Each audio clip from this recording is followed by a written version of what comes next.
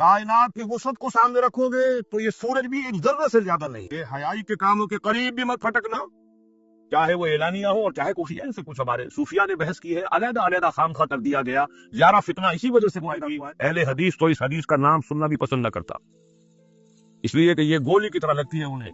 بہت اہم بات کہہ رہا ہوں اور بڑے دھمکے کی چوٹ کہہ رہا ہوں، اچھی طرح سمجھیے اس بات. اب آگے چلیے اجابت کے بارے میں ذرا مزید کچھ گفتگو ہو جائے کہ اللہ اور اس کے رسول کی پکار پر لبیک کہو، اس کے معنی کیا ہے. یہ تو میں نے آیات کے حوالے سے تجزیہ کیا ہے. دیکھیے اجابت ہوگا جمیع اوامر و نواہی، جو حکم دیا کرو کرو، جو دیا رک جاؤ رک جاؤ، تبھی اجابت ہے. یہ فرض کیا گیا بجا لاؤ، یہ حرام کیا گیا چھوڑ دو، اوامر اور نواہی. لیکن اس سے پہلے کراچی ہی میں وہ بھی آتے ہیں غیب سے. یہ مضامی خیال میں میری پہلی تقریر تھی، میں سمجھتا ہوں شاید اب تو اس کو کم سے کم 15 برس ہو گئے، اس سے زیادہ ہو گئے ہیں. میں نے ایک یہ لازم آباد نمبر 4 کی مسجد میں تقریر کی تھی. یہ اللہ کی پکار ہے کیا، اسے کچھ سمجھے تو صحیح، کو نقشہ تو ذہن میں بنائے. جیسے کہ ایک ہوتا ہے بلو پرنٹ، ان میں پوری عمارت کا نقشہ تو آ جاتا ہے نا، بلو پرنٹ ہے. اب اس میں رنگ آمیزی کیا ہوگی، آرکیٹیکچرل ڈیزائن کیا ہوتا جائے گا، اسٹرکچر کیسا بنے گا، کتنا سریا پڑے گا، لیکن عمارت تو سامنے آ جا. میں نے اس سے منزلہ عمارت کی مثال دی تھی، اور اس وقت تو میں نے 3 لیول فرائض کے متعین کیے تھے. اس کے بعد اسی کے حوالے سے میں نے 4 لیول جو ہے اللہ کی پکار کے 4 لیول معین کیے. وہ چونکہ میری کتاب بھی موجود ہے، بڑی کثرت کے ساتھ اس پر میرے تقاریر بھی ہے، اس کا ایک باقاعدہ ڈرائنگ بنی ہوئی بھی کئی جگہوں پر ہے، کتابوں میں چھپی ہوئی ہے. 3 منزلہ عمارت جس کی ایک بنیاد ہے، زیر زمین ہے، وہ نظر نہیں آ رہی. اس کے اوپر ایک پلنتھ ہے، وہ بھی بنیاد کا حصہ ہے لیکن وہ نظر آ رہا ہے. اس پر 4 ستون کھڑے ہیں، اس پر پہلی چھت ہے، لیکن دیواریں نہیں بنائی گئی ہیں، پارکنگ لاٹ بنا دیا. اس کے اوپر دیواریں بھی ہیں، ستون نظر نہیں آ رہا ہے، لیکن سارا اوپر کا لوڈ بھی چھتوں کا انہی ستونوں سے نیچے جائے گا. ستون چلیں گے اوپر. آج کل کی پلر کنسٹرکشن سے ہر شخص واقف. پھر دوسری چھت آ گئی، پھر پلرز اوپر گئے، تیسری چھت آ گئی. تو یہ 4 لیول ہو گئے، بنیاد، پہلی منزل، دوسری چھت، تیسری چھت، اور ان کے درمیان کیا چیزیں ہیں رابطہ، پلرز. یہ نقشہ ذہن میں آ گیا. تو اب اس کے حوالے سے پہلے میں نے 3 کے حوالے سے بات کی تھی، اب 4. پہلی پکار اللہ کی کیا ہے، نوٹ کیجئے. یا ایھا الذین آمنوا آمنوا باللہ ورسولہ والکتاب الذی نزل علی رسولہ والکتاب الذی انزل من قبل. اے ایمان کے دعوے دارو، ایمان لائے اللہ پر اور اس کے رسول پر اور اس کتاب پر جو اس نے پہلے نازل فرمائی اور اس کتاب پر جو اس نے اب نازل فرمائی. یعنی تمہارا ایمان نہیں ہے، یہ عقیدہ ہے، یہ اقرار باللسان ہے، یہ ابھی صرف زبان پر ہے، منہ کے زبان پر ہے، ٹپ آف یور ٹنگ پر ہے. قالت الاعراب آمنا قل لم تؤمنوا ولكن قولوا اسلمنا ولما يدخل الايمان في قلوبكم. ابھی ایمان تمہارے دلوں میں داخل نہیں ہوا ہے. یا ایھا الذین آمنوا آمنوا باللہ ورسولہ. پہلا تقاضا ہو گیا. تو یہ تو پہلے دن سے تھا، مکی دور میں بھی تھا، مدنی دور میں بھی تھا، آج بھی ہے. دوسرا تقاضا، اللہ کی بندگی کرو ہمہ تن، ہمہ وقت، ہمہ جہت، اس کی محبت کے جذبے سے سرشار ہوگا. اسے اطاعت کہو، اسے اسلام کہو، اسے عبادت کہو، اسے تقوی کہو، اسے احسان کہو. عباراتنا شتیٰ وحسنک واحد، مفہوم ایک ہے، عبارتیں مختلف. Call the rose by any name, it will smell as sweet. اور ان کے لیے اس چھت کو سپورٹ کرنے کے لیے نماز قائم کرو، زکوٰۃ ادا کرو، روزے رکھو، حج ادا کرو.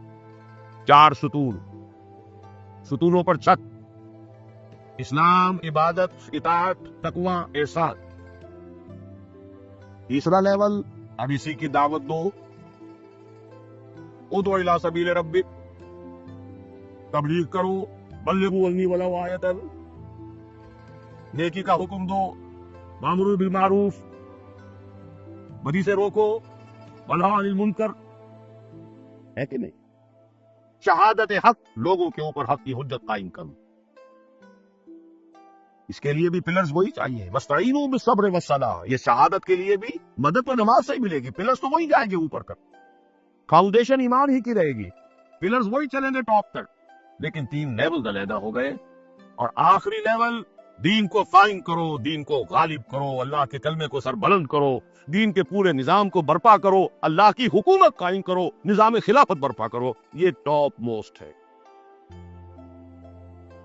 اس موضوع پر میری تقریریں بھی ہیں، کیسٹس بھی ہیں، کتاب مطالبات دین بھی موجود ہے، اور اس اعتبار سے میں آپ سے عرض کر دوں، قرآن مجید کا ایک انداز ہے، کہیں وہ کوزے میں دریا کو بند کرتا ہے، کہیں قطرے کو دکھاتا ہے کہ اس کے اندر کیا کچھ ہے، لیکن یہ کہ مختلف اعتبارات سے اللہ کے فضل و کرم سے ان چیزوں کی وضاحت میں پورے اطمینان سے عرض کر رہا ہوں کہ میں کر چکا ہوں۔ یہ پھول کا مضمون ہو تو 100 رنگ سے باندھو، اتنے مختلف اندازوں میں نے ان چیزوں کو بیان کیا ہے۔ یہ ہے اصل لیول، ایمان، یقین والا، عبادت۔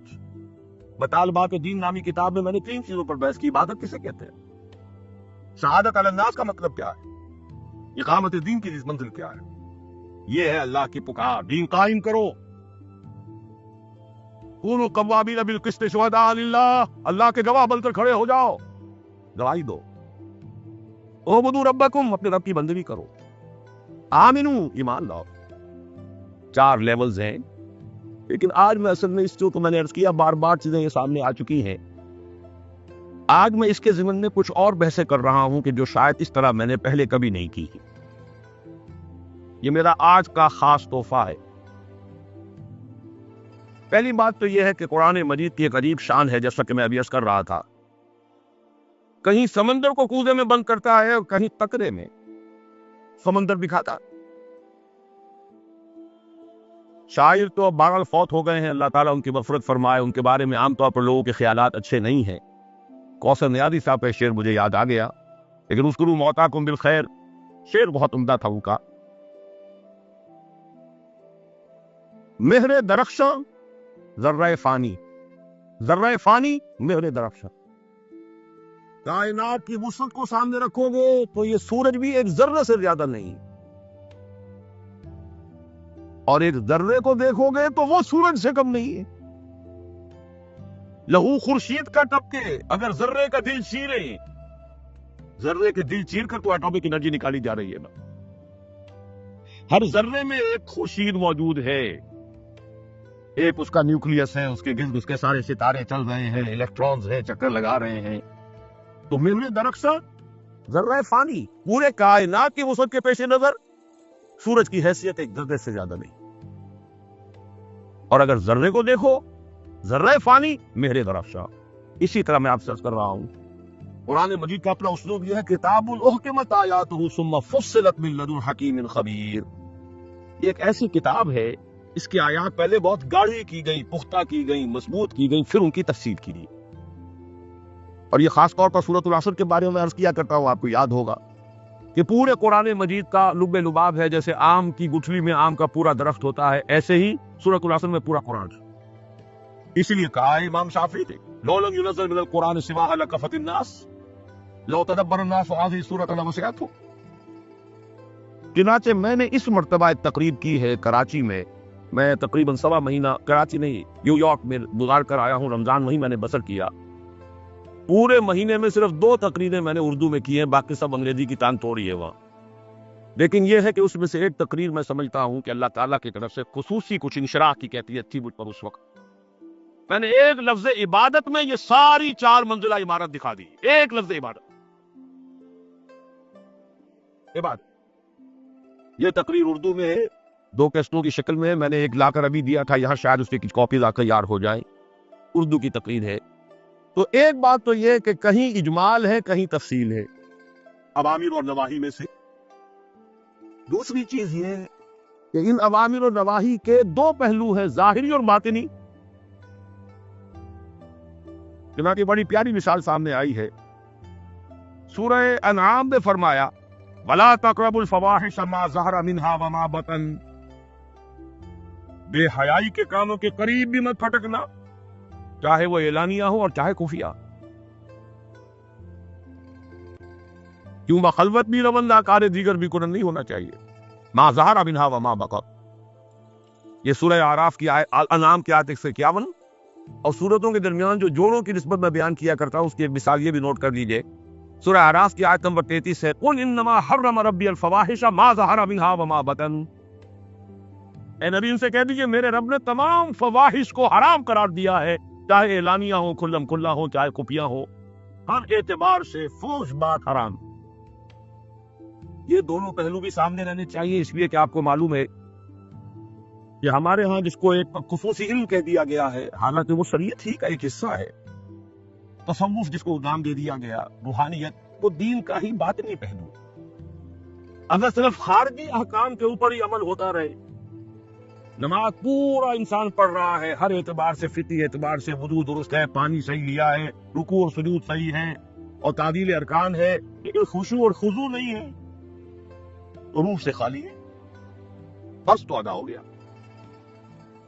تو باطن بھی ہے اس کا، ہر شے کا ایک باطن بھی ہے، ایک اس کا ظاہر ہے.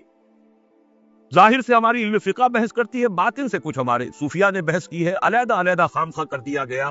زیادہ فتنہ اسی وجہ سے پیدا ہوا ہے، اسپیشلائزیشن کا جو دور ہے اس میں بہت سے فتنے آ گئے.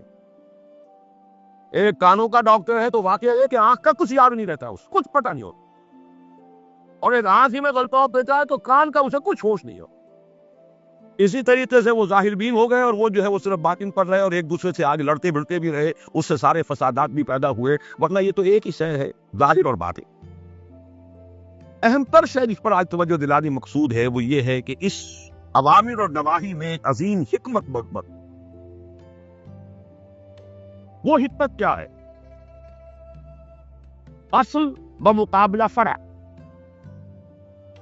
ایک ہی درخت ہے، اس کی جڑ بھی ہے، تنا بھی ہے، شاخ بھی ہے، پتا بھی ہے، لیکن جڑ جڑ ہے، تنا تنا ہے، پتا پتا ہے، شاخ شاخ ہے. گر حفظ مراتب نہ کنی زندگی. بنیادی شے کیا ہے، ثانوی شے کیا ہے، اولین اہمیت کس کی ہے، ثانوی اہمیت کس کی، جڑ کی حیثیت کس کی ہے، پتے کی کس کی. پتوں کو چوم چارتے رہو اور جڑوں پہ ٹیسے چلتے رہے تو تم سے بڑا احمق اور کون ہوگا. پتے بچا رہے ہو، ارے پتے تو پھر آ جائیں گے، جڑ کٹ رہی ہے اس کی فکر کرو. یہ ہے سب سے زیادہ باریک نقطہ. اور مسلمان امتوں کا جب مزاج بگڑتا ہے تو سب سے بڑا فساد یہاں آتا ہے کہ پتوں کو چومتے چاٹتے رہتے ہیں، جڑوں کی کوئی خبر. ثانوی چیزوں پر ساری بحثیں ہیں، بڑے بڑے مارکے ہیں، لمبے لمبے چیلنج ہیں، مناظرے ہیں، اور بڑے بڑے اہم اوامر اور نواہی نظر انداز. جیسے کہ حضرت مسیح علیہ السلام کا قول آیا یہودیوں پر تنقید میں، تم مچھر چھانتے رہتے ہو اور سموچے اونٹ نگل جاتے ہو. چھوٹی چھوٹی چیزوں پر بڑی بحثیں، لیکن بڑے بڑے کبائر، سودی کاروبار، ہنی مریا، عیش کر رہے ہیں سودی کاروبار سے. رفع دین نہیں کرتا ہے، یہ ہم میں سے نہیں ہے، دفع کرو اس کو. یہ ٹانگیں توڑی کر کے نہیں کھڑا ہوا ہے، گراؤ مسجد سے بارش، یا یہ کہ لگائے جاؤ کام اس کے ساتھ، لگائے جاؤ، جوڑے جاؤ اس کو، نہ اس کو نماز میں خشوع آنے دو، نہ خود جو ہے کہ اپنی نماز میں دل لگاؤ، اس کے پاؤں کو دبا جاؤ. سودی کاروبار کرتا رہے، کوئی پرواہ نہیں. یہ جو صورتحال بنتی ہے یہ سب سے زیادہ خطرناک مسئلہ ہے، دین کی در کاٹنے والی شے. در حفظ مراتب نہ کنی زندگی کی. دیکھو جڑ کیا ہے، تنا کیا ہے، پتا کیا ہے، کس کی کیا اہمیت ہے، اولیت کس کی ہے، ثانویت کس کی ہے، زیادہ اہم کیا ہے، کم اہم کیا ہے. چنانچہ میں آپ کے سامنے یہاں عجیب بات ہے، اتفاق کی بات ہے، 3 ہی جگہ سے آیات رکھ رہا ہوں. کوئی وجہ ہے کہ اللہ تعالیٰ نے زور دیا ہے کہ چھوٹی چھوٹی باتوں کے چکر میں نہ پڑا رہو. جہاں آپ پکوا کا حیضہ دیکھیں سمجھ لیجیے کوئی بیماری ہے شخص کے اندر، کوئی پیتھولوجی ہے، سم تھنگ اب نارمل. قرآن 3 دفعہ کہہ رہا ہے والذین یجتنبون کبائر الاسم والفواحش، وہ لوگ جو بڑے بڑے گناہوں سے اور فحش باتوں سے اجتناب کرتے رہتے. اصل اہمیت اس کی سورۃ النجم میں فرمایا الذین یجتنبون کبائر الاسم والفواحش الا اللمم. لوگ بڑے بڑے گناہوں اور فحش چیزوں سے بچتے رہے، کوئی چھوٹی موٹی کہیں ملوث ہو گیا آدمی، کو صغائر میں ملوث ہو گیا، کسی چھوٹی خطا سے اللہ تعالیٰ معاف فرمائے۔ سورہ نساء میں فرمایا ان تجتنبوا کبائر ما تنہون عنہ، اگر ہم نے جن جن چیزوں سے تمہیں بڑی چیزوں سے روک دیا ہے، اگر رک جاؤ گے تو ہم تمہاری چھوٹی چھوٹی چیزیں معاف کرتے رہیں گے، درگزر کرتے رہیں گے، اور تمہیں بڑے باعزت گھرانوں میں داخل کر دیں گے۔ یہ ہے نارمل انسانی شخصیت۔ اگر اس کا حفظ نہیں ہے، بڑی چیزوں کے بارے میں کوئی حس نہیں، کوئی احساس نہیں، چھوٹی چیزوں کے بارے میں حساسیت، یہی ہے در حقیقت سب سے بڑا تقویٰ کا، نیکی کا، زہد کا جو تلپٹ ہو جاتا ہے معاملہ، وہ یہاں ہے۔ زہد کی اور تقویٰ کے اور نیکی کے ہمالیہ نظر آئیں گے، اور حقیقت میں باطل کے ایجنٹ، باطل کی گاڑی کھینچنے والے حیوان نظر آ رہے ہیں۔ بظاہر بڑے تقویٰ کا اور بڑے ہی نیکی کا اور زہد کا دل، یہ در حقیقت پہاڑ ہے، ہمالیہ پہاڑ۔ وجہ کیا؟ تلپٹ ہو گئی ہے۔ آخری بات اس ضمن میں جو کہنی ہے وہ ہے فرق فرائض اور نوافل کا۔ یہ بہت اہم مضمون ہے، اور یہ میری آج کی گفتگو کا کلائمیکس ہے۔ دین میں کچھ چیزیں فرض سے، کچھ چیزیں نفل ہیں،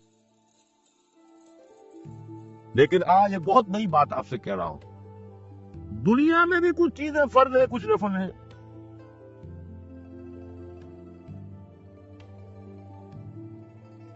اپنے لیے معاش فراہم کرنا فرض ہے، یہ نفس کا حق ہے، ان لنفسک علیک حقا۔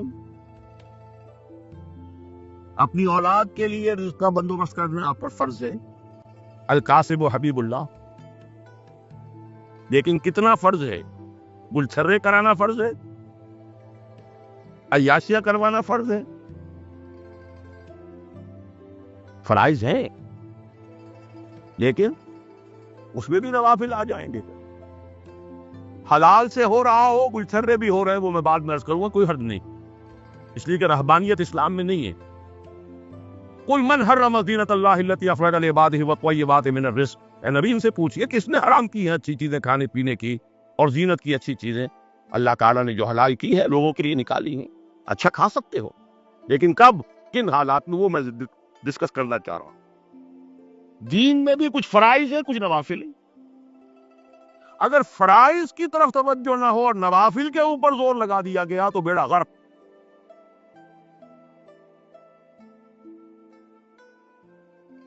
اسی لیے میں نے اب آپ کو ایک حدیث سنائی تھی، وہ سن لیجئے۔ حدیث قدسی کا حصہ ہے یہ، امام بخاری رحمۃ اللہ علیہ سے لائے ہیں، ورنہ کوئی بھی اہل حدیث تو اس حدیث کا نام سننا بھی پسند نہ کرتا، اس لیے کہ یہ گولی کی طرح لگتی ہے انہیں، اس لیے کہ یہ تو تصوف کی بہت اونچی حدیث ہے۔ بخاری کی روایت ہے، راوی ابو ہریرہ ہے رضی اللہ تعالیٰ عنہ، پھر حدیث قدسی ہے۔ حضور نے فرمایا وما تقرب، اللہ فرماتا ہے وما تقرب الی عبدی بشیء احب الی مما افترضته علیہ، میرا بندہ میرا تقرب حاصل کرتا ہے تو اس میں سب سے زیادہ جو مجھے محبوب ہے وہ فرائض کا مال جو میں نے اس پر فرض عائد کی۔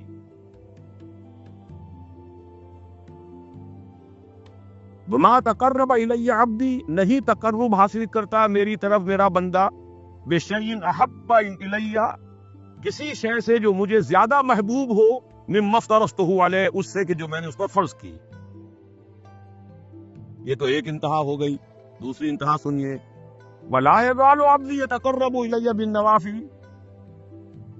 لیکن میرا بندہ اگر نوافل کے ذریعے سے میرا تقرب حاصل کرتا چلا جائے، کرتا چلا جائے، کرتا چلا جائے، تو ایک منزل وہ بھی آتی ہے حتی احبہ، میں اس سے محبت کرنے لگتا ہوں۔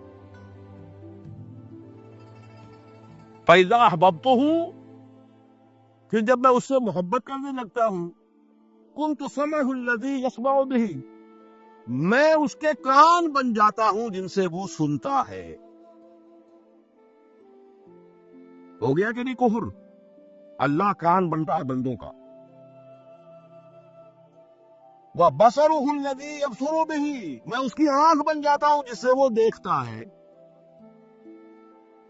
وَيَدَهُ الَّتِي يَبْطِشُ بِهَا، اور اس کے ہاتھ بن جاتا ہوں جس سے وہ پکڑتا ہے.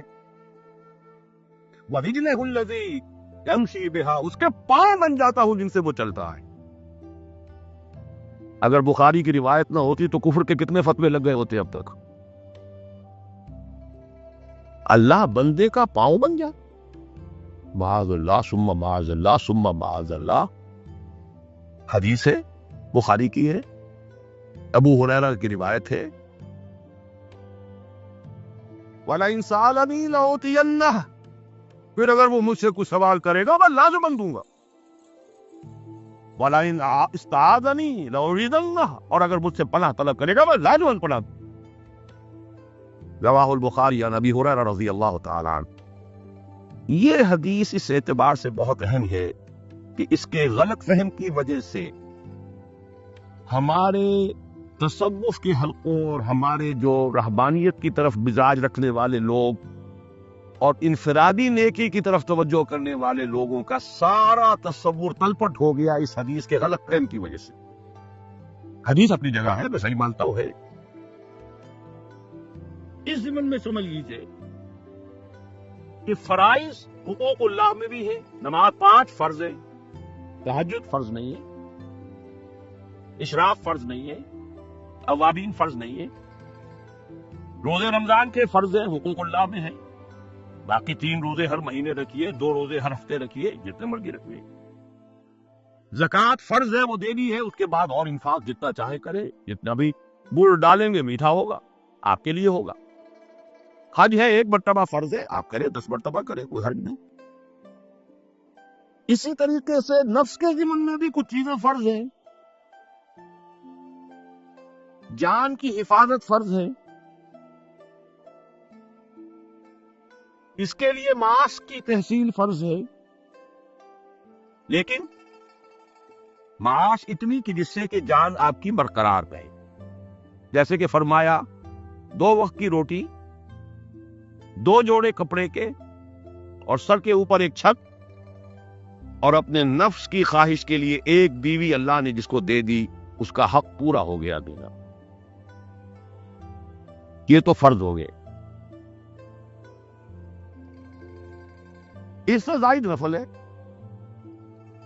تو حقوق اللہ میں بھی فرائض ہے اور حقوق العباد میں بھی فرائض ہے. والدین کو جو تم کھاؤ وہ کھلاؤ، اس سے اچھا کھلاؤ، ٹھیک ہے، فرض ہے. ادب کرو، فرض ہے. لیکن اب اس میں ایک بات اور نوٹ کر لیجئے، انہی فرائض کا عکس ہو جاتا محرمات. فرض کو ادا نہ کرنا کبیرہ گناہ ہے. یہ گویا کہ پازیٹیو نیگیٹو ایک ہی تصویر کے 2 رخ سمجھیے. فرائض اور محرمات، ان دونوں کے اندر حرام میں بھی کچھ چیزیں بالکل حرام ہیں، کچھ مکروہ تحریمی ہے، کچھ مکروہ تنزیہی ہے، کچھ جو ہے اس سے آگے جو کچھ مباحات کے درجے میں آ جاتی ہیں. تو اس درجے میں جو چیزیں آئیں گی تو 3 چیزیں، مکروہ تنزیہی، مکروہ تحریمی اور اس کے بعد حرام، یہ بھی وہ درجے ہو گئے. ان کے ضمن میں جو اصل کانٹے کی بات ہے، اللہ تعالیٰ مجھے اور آپ کو سمجھا دے. آج کی میری اصل بات یہ ہے، ان فرائض اور نوافل کے ضمن میں سارا نظام تلپٹ ہو جاتا ہے 2 مختلف حالتوں میں. Absolutely inverted. 2 حالتیں کیا ہیں؟ اگر تو دین کی مغلوبیت ہے، دین غالب نہیں ہے، نظام باطل کا ہے، اللہ کا حکم نہیں چل رہا ہے، قانون شریعت کا نہیں ہے، حرام کا بول بالا ہے اور دور دورہ ہے. اس حالت میں اصل شے صرف فرض رہے گی. نوافل کا معاملہ بالکل ختم ہو جائے. ہاں، فرض کو ادا کرتے ہوئے کچھ نوافل ہو جائیں، دور نہ لالو. لیکن وہ فرض کیا ہے؟ نماز بھی فرض پڑھو، باقی لمبی چوڑی جو ہے وہ نوافل نہ پڑھو. جائے باطل کے ساتھ پنجاس بائی کرو، جائے نہیں منکر کا کام کرو، جاؤ حق کا بول بالا کرو، اور تم اگر نوافل میں لگ گئے، مست رکھو ذکر و فکر صبح گاہی میں اسے، اور پختہ تر کر دو مزاج خانقاہی میں اسے، تو شیطان اور اس کی ذریت اور اس کے لشکر کے لیے تو شادیانے ہی شادیانے ہیں، پھر خوشی ہی خوشی ہے۔ میں کوئی سے بس اس حالت میں اقامت دین کی جد و جہد فرض اولین ہے، سارے فرائض اس کے تابع ہو جائیں گے۔ نماز بھی ہے تو اس کے لیے ہے، وَاسْتَعِينُوا بِالصَّبْرِ وَالصَّلَاةِ، مدد حاصل کرو نماز سے اور صبر سے۔ کس کام کے لیے مدد حاصل کرو؟ اقامت دین اور شہادت علی الناس کی جد و جہد کے لیے۔ بہت اہم بات کہہ رہا ہوں اور بڑے ڈنکے کی چوٹ کہہ رہا ہوں، اچھی طرح سمجھیے اس بات۔